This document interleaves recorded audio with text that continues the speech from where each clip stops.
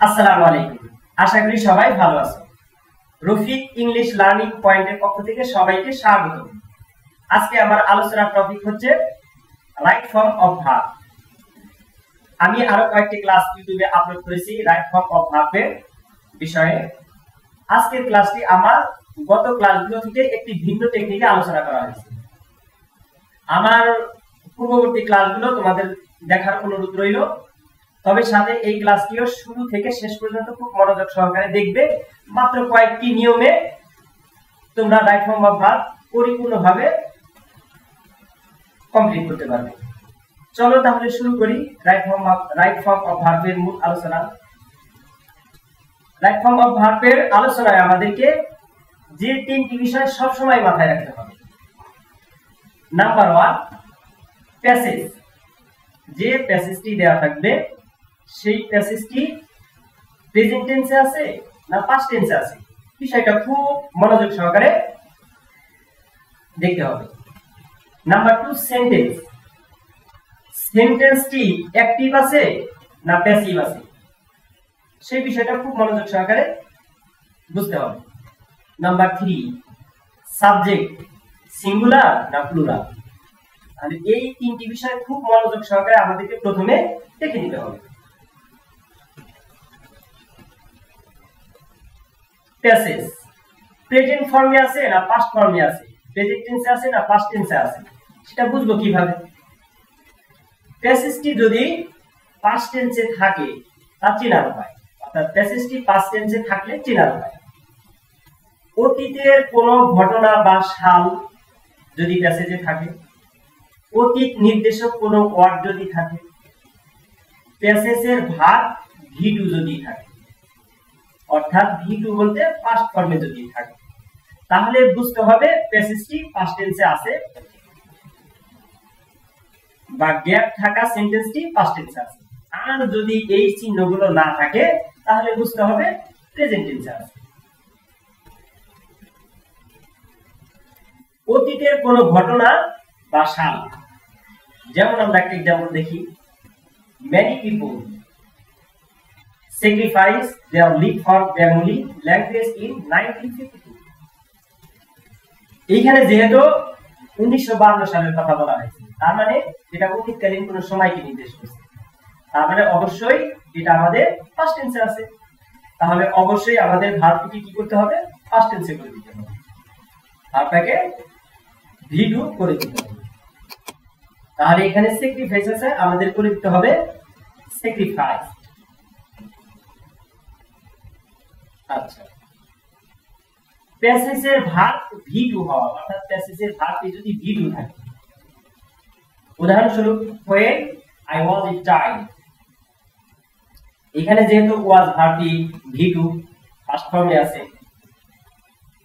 I dash afraid of the dark, তার মানে এইখানে যে গ্যাপটা আছে, গ্যাপে যে কি ভাবটা করবে এটা অবশ্যই ভি2 বলবে, অর্থাৎ ফার্স্ট ফর্মে বলবে। যেহেতু এই পাশে আমাদের ফার্স্ট ফর্ম আছে, অর্থাৎ যখন আমি শিশু ছিলাম I am afraid of the dark, আমি অন্ধকারকে ভয় পেতাম। তাহলে এইখানে যেহেতু আমাদের বি ভাব বি লেখা আছে, বি ভাব বলতে আমাদের কি ব্যবহার করতে হবে? am is are অথবা was হয়। যদি প্রেজেন্ট টেন্সে হয় তাহলে am is are, আর যদি পাস্ট টেন্সে হয় তাহলে was হয়। তাহলে এখানে আমরা কি ব্যবহার করব? was ব্যবহার করব।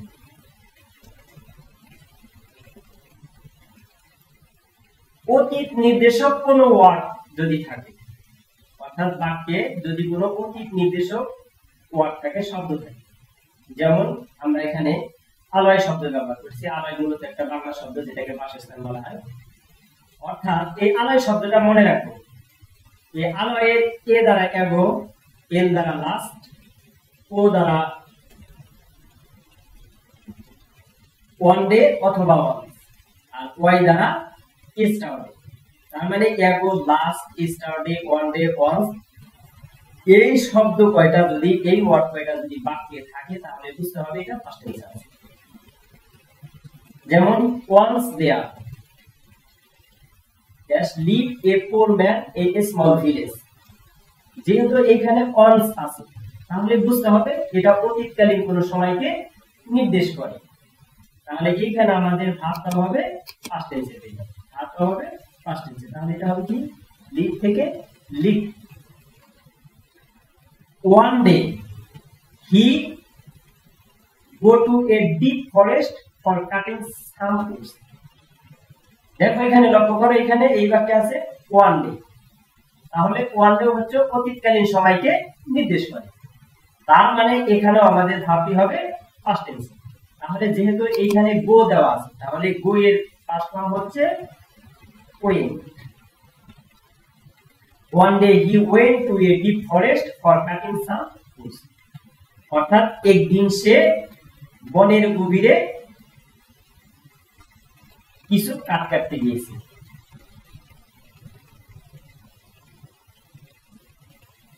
Number 2 sentence. সেন্টেন্সটি দেখতে হবে অ্যাক্টিভ না প্যাসিভ, এটা খুব মনোযোগ সহকারে আমাদেরকে বুঝতে হবে। প্যাসিভ ভয়েস চেনার উপায়, অ্যাক্টিভ না প্যাসিভ সেটা চেনার কিছু উপায় হচ্ছে, প্যাসিভ ভয়েসে অর্থাৎ প্যাসিভ সাবজেক্টটি সর্বদা বস্তুবাচক হয়। সাবজেক্ট নিজে কাজ করতে পারে না, অন্য কেউ করে, অর্থাৎ প্যাসিভ সাবজেক্ট ম্যাক্সিমাম সময় বস্তুবাচক হয়, আর প্যাসিভ সাবজেক্ট নিজে কাজ করতে পারে না, সে অন্যের দ্বারা কাজ করিয়ে নেয়। প্যাসিভ ভয়েস হলে V verb plus V three বসে, অর্থাৎ ভি ভার্ব বলতে am is are was were এর সাথে ভার্বের 3 নাম্বার ফর্ম বসে, অর্থাৎ পাস্ট পার্টিসিপল ফর্ম বসে। তাহলে লক্ষ্য করো, দ্য বুক পাবলিশড ইন 1921, যেহেতু এখানে অতীতকালীন সময়কে নির্দেশ করতেছে, তার মানে এইখানে বাক্যটা হচ্ছে অতীতের কোন বাক্য, অর্থাৎ এটা পাস্ট টেন্সে আছে, পাস্ট টেন্সে আছে। আবার যেহেতু বই যেহেতু তার প্রকাশ করার ক্ষমতা নেই, অর্থাৎ বই নিজে প্রকাশ করতে পারে না, বইকে নিশ্চয়ই কেউ প্রকাশ করেছিল। তাহলে যেহেতু এটা সাবজেক্টটাও আমাদের প্যাসিভ সাবজেক্ট এবং পুরো বাক্যটা আছে পাস্ট টেন্স, তাহলে আমরা জানি যে যদি প্যাসিভ সাবজেক্ট হয় তাহলে ভার্বটা হবে পাস্ট পার্টিসিপল ফর্ম অর্থাৎ ভি থ্রি, এবং সাথে একটা বি ভার্ব নিতে হবে, এম ইজ আর অথবা ওয়াজ ওয়্যার। যদি প্রেজেন্ট টেন্স হয় তাহলে এম ইজ আর নিতে হবে, আর যদি পাস্ট টেন্স হয় তাহলে ওয়াজ ওয়্যার নিতে হবে। তাহলে এখানে আমাদের বসাতে হবে কি, যেহেতু এটা পাস্ট টেন্স আছে তাহলে ওয়াজ নিতে হবে, দা বুক ওয়াজ, এবং এটা ভি থ্রি করে দিতে হবে, পাবলিশড। তাহলে দা বুক ওয়াজ পাবলিশড ইন 1921। আরেকটা एग्जांपल দেখি, নিউজ পেপার কনসিডার দা পিপলস পার্লামেন্ট। তাহলে যেহেতু এখানে নিউজ পেপার এটা বস্তুবাচক সাবজেক্ট, তাহলে নিউজ পেপার যেহেতু কিছু করতে পারে না, নিউজ পেপার ব্যবহার করে অন্য কেউ করে, তার মানে এটা হচ্ছে কি প্যাসিভ সাবজেক্ট, প্যাসিভ সাবজেক্ট। আর এইখানে যেহেতু কোনো অতীতকালীন কোনো চিহ্ন নেই, অতীতকালীন কোনো চিহ্ন নেই, অতীতকালের বাক্য এটা বোঝা যাচ্ছে না। যদি অতীতকালীন কোনো চিহ্ন না থাকে, অতীতকাল বোঝা না যায়, তাহলে বুঝতে হবে এটা প্রেজেন্ট টেন্সে আছে। আর প্রেজেন্ট টেন্স থাকা সত্ত্বেও যেহেতু সাবজেক্টটি প্যাসিভ, সেই জন্য আমাদের কি নিতে হবে, ভার্বটা কনসিডার অর্থাৎ ভি থ্রি করে দিতে হবে। এবং যেহেতু প্রেজেন্ট টেন্সের হওয়ার কারণে এখানে একটি বি ভার্ব। নাম্বার 3, সাবজেক্টটি দেখতে হবে সিঙ্গুলার না প্লুরাল। সাবজেক্ট যদি সিঙ্গুলার হয় তাহলে ভার্ব সিঙ্গুলার হবে, সাবজেক্ট যদি প্লুরাল হয় ভার্ব প্লুরাল হবে। দেখো, the main pursuit of the students the study,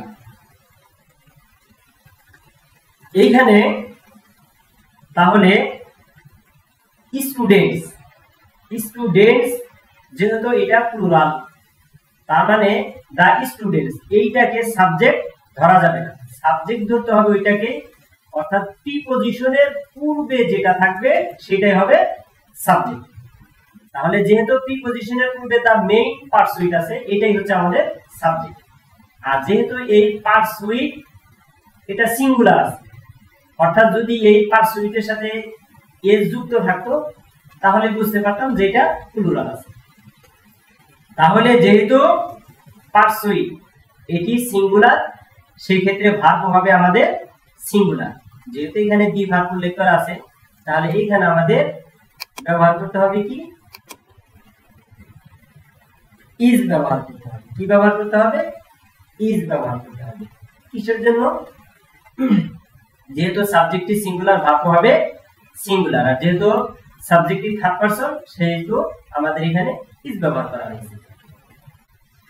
যদি প্রেজেন্ট ইনডিফিনিট টেন্স হয়, যেমন my mother receive the holy Quran every morning, দেখো এখানে কিন্তু অতীতকালীন কোনো চিহ্ন নেই, তার মানে এটা প্রেজেন্ট টেন্সে আছে।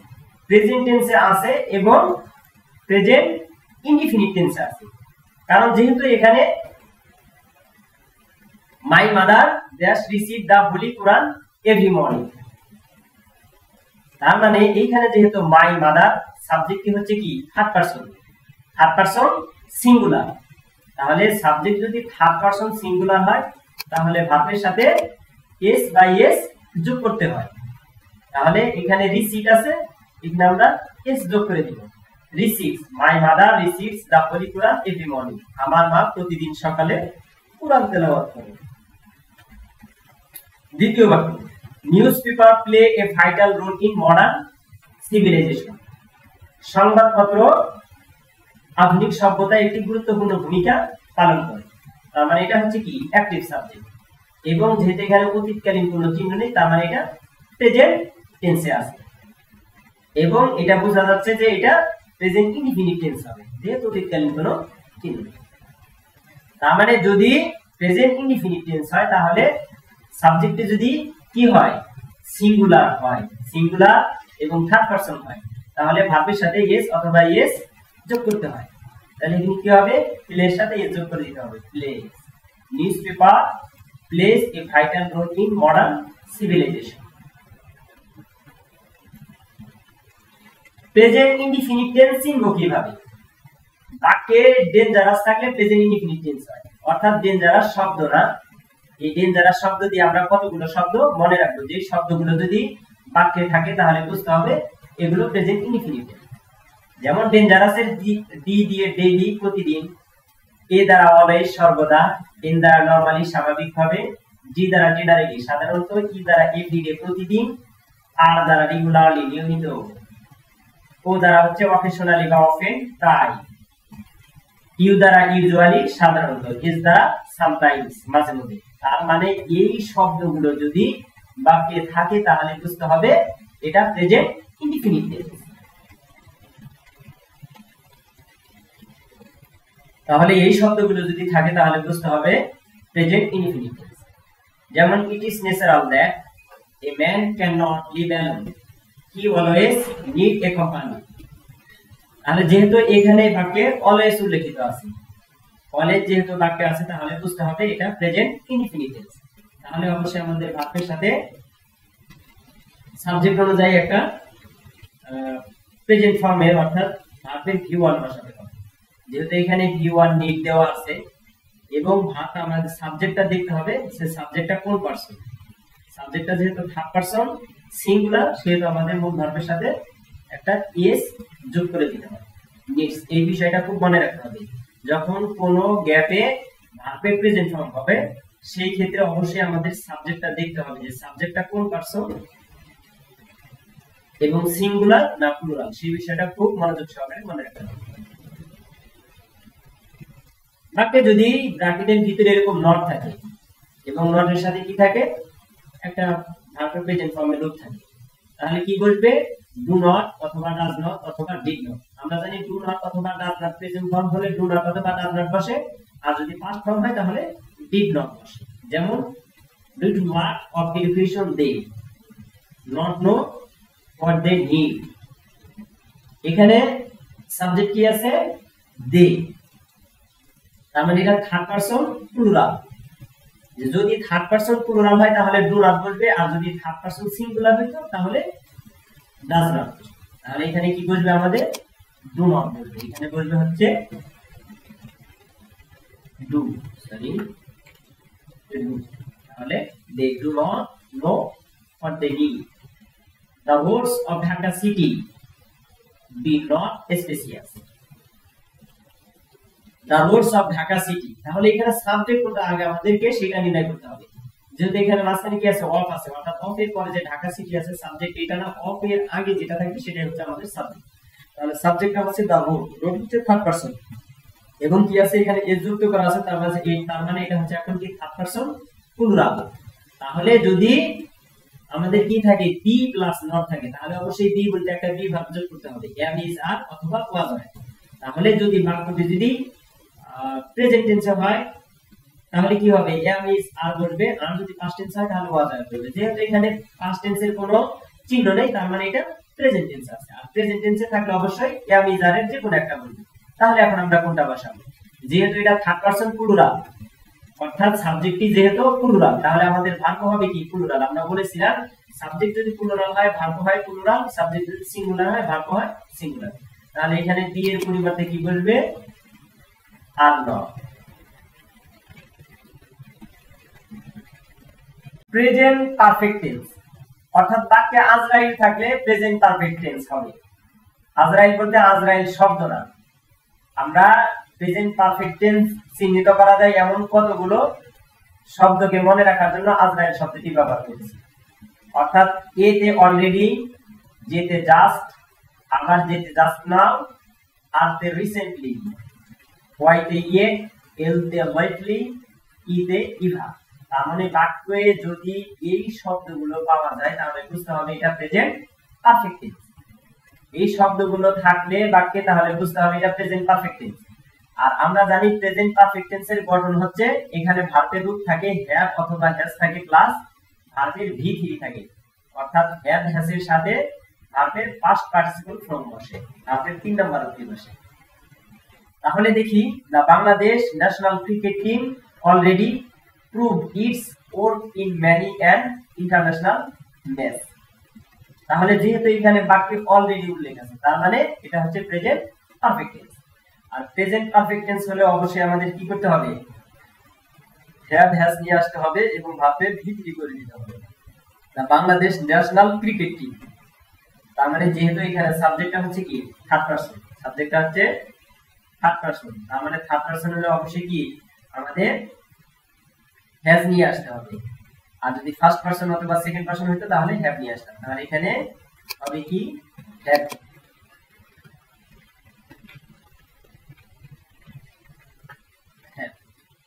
হ্যাভ আর এই ভার্বটার সাথে ইটি যোগ হয়ে যাবে, প্রুভড। আশা করি বুঝতে পেরেছো।